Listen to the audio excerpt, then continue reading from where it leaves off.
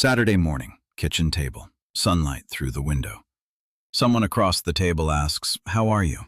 And the answer arrives before the question is finished. "I'm fine." Not after consideration, not after checking. Before.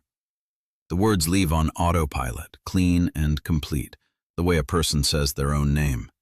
No pause, no scan, no interior consultation, just the response. Smooth, automatic, completely disconnected from whatever is actually happening underneath. Everyone knows this person.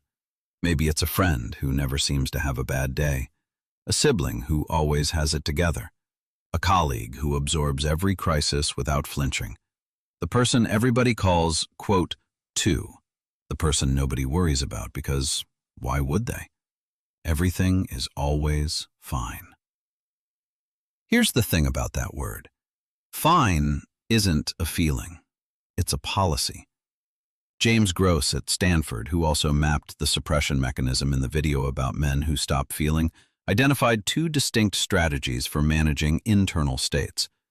Antecedent-focused regulation, changing how a situation is perceived before the response forms. Response-focused regulation, allowing the internal response to form and then blocking its expression. The first is flexible. The second is expensive. And the chronic "I'm fine" person is running the second strategy on a loop. Every interaction, every question, every moment where something real could surface and gets intercepted instead. Emily Butler at the University of Arizona tested what happens when one person in a conversation suppresses. The finding went beyond the individual. When one person suppresses, both people's blood pressure rises. The suppressor pays a physiological cost. The other person pays a relational one. They sense something is off, can't name it, and the interaction feels hollow without either party understanding why. "I'm fine" isn't just a lie told to others. It's a distortion field. The people around the suppressor feel the gap between what's said and what's real, even when they can't articulate it.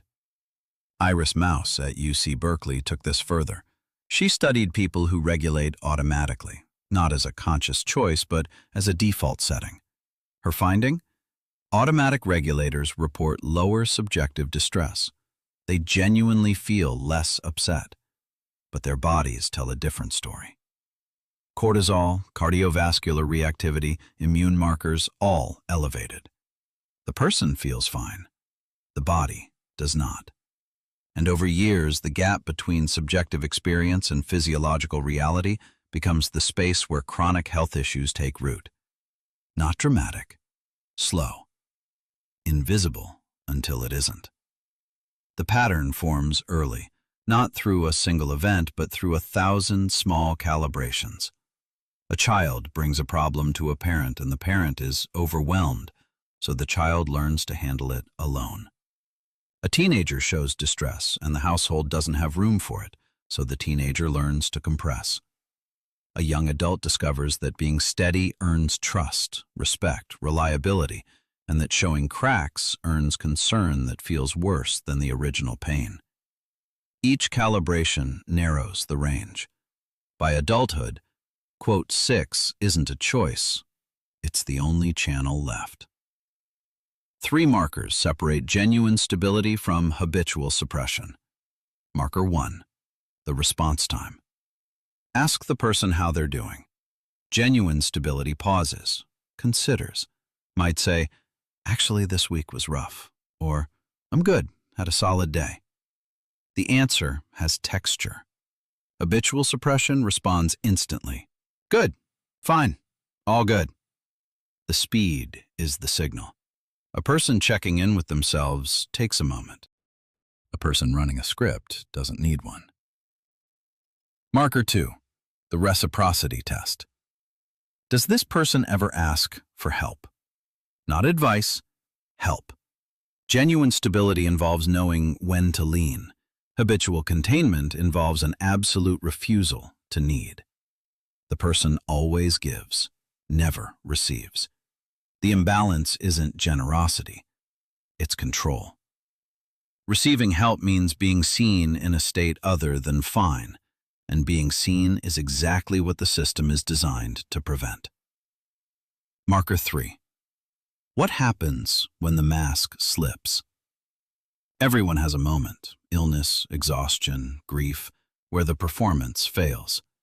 For the genuinely stable person, the slip is unremarkable. They recover.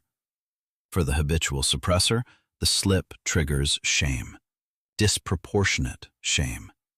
Not quote 10, but quote 11. The intensity of the shame reveals the investment. The performance wasn't optional. It was structural. Without it, the person doesn't know who they are. There was a man, mid-40s, married, 2 kids, ran a department of 30 people, hadn't taken a sick day in 6 years. His wife described him as unshakable. His team described him as a rock. One Thursday afternoon, he sat in his parked car in the office garage for 45 minutes after everyone left. Not moving, not crying, not doing anything. Just sitting. When he eventually drove home, his wife asked how his day was. Fine. The parking garage became a weekly occurrence, then twice a week. Nobody knew because nobody thought to ask, and he'd spent 20 years training them not to. Yeah, that costs more than most people realize. And the cost doesn't arrive as a dramatic breakdown. It arrives as a slow flattening. Colors dim, interests fade, sleep becomes functional instead of restful. The person doesn't feel worse, they feel less of everything. And because quote 15 still qualifies as quote 16, nobody notices, including the person. Nathaniel Considine at Long Island University tracked the health outcomes of chronic emotional containment across longitudinal studies. The pattern was consistent. Higher rates of cardiovascular disease, compromised immune function, and earlier onset of stress-related conditions. Not because the emotions were dangerous, because holding them costs energy, continuous energy, and the body eventually presents the invoice. The first crack isn't a technique, it's a permission. The next time someone asks quote 17 and the autopilot fires, pause. 1 second. 2. Long enough for the real answer to surface. It doesn't have to be shared, it just has to be noticed. The gap between what's automatic and what's true, that gap is where the person still lives. The one underneath the policy. The one who stopped reporting in a long time ago. And right now, someone watching this recognized the parking garage. Not the specific one, the personal version of it. The place where the mask comes off and nobody's there to see it. That place isn't weakness. It's the only honest room in the building. The question is, how long before the rest of the rooms catch up? Next, a pattern this audience defends fiercely. Quote 18, quote 19. The most overused advice in modern psychology, and why it doesn't work for the people who need it most. 3 days.